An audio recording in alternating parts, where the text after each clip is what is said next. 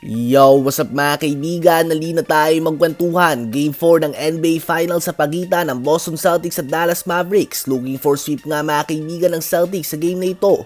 Naging back and forth ang first quarter. Maganda ang simula ng Mavs duo Luka Doncic and Kyrie Irving. Kapansin-pansin nga na mas mabilis ang pace na nilalaro ng Mavs kaysa sa mga naunang games. Binibigay na nga ng Mavs ang lahat ng kanilang makakaya. Isang surprising play ay ang 3 points si Dereck Lively. Ito nga ang kanyang unang 3 points sa kanyang 75 total NBA games. Nagtapos ang first quarter na hawak ng Mavs ang 13-point lead sa score na 34-21. 13 points na si Luka at 9 points si Kyrie Irving.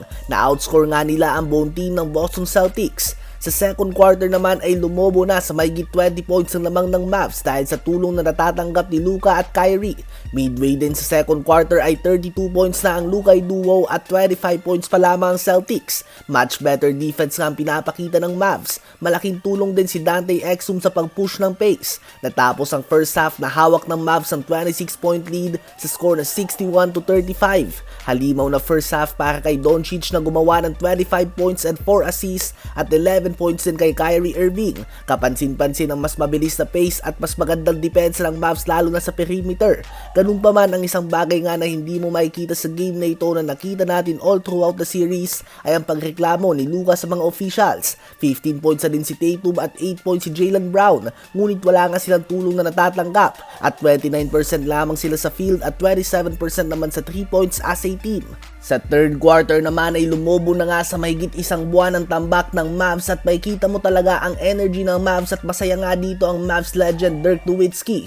Sa fourth quarter ay hindi na nga naglaro ang mga starters for both teams sa sobrang laki ng lamang ng Dallas Mavericks. At tama nga si Kyrie Irving, may game 5 pa nga tayo mga kaibigan at babalik pa sila sa Boston Garden.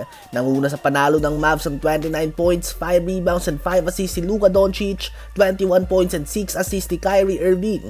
Habang sa Celtics naman ay 25 points combined lang nga ang Tatum and Brown duo matapos na magtala ng 61 points last game. Isama na din natin sa balita na ito na kwinento nga ni Doc Rivers sa patungo sa season na ito ay ang worst basketball shape ni Damian Lillard sa kanyang career. Na-trade nga daw si Lillard 2 o 3 araw bago magumpisa ang training camp. Paliwanag nga daw ni Lillard ay hindi siya nag-workout buong summer for the first time sa buong buhay niya. Ito umano ay sa dahilan na takot siyang magtamo ng injury dahil alam niyang matitrade na nga daw siya.